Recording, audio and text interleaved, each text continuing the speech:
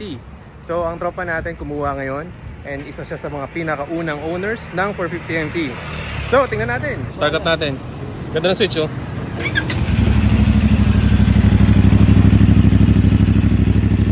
Tate, ikaw na bumomba. Ito po yung may-ari, si Direk Joleps.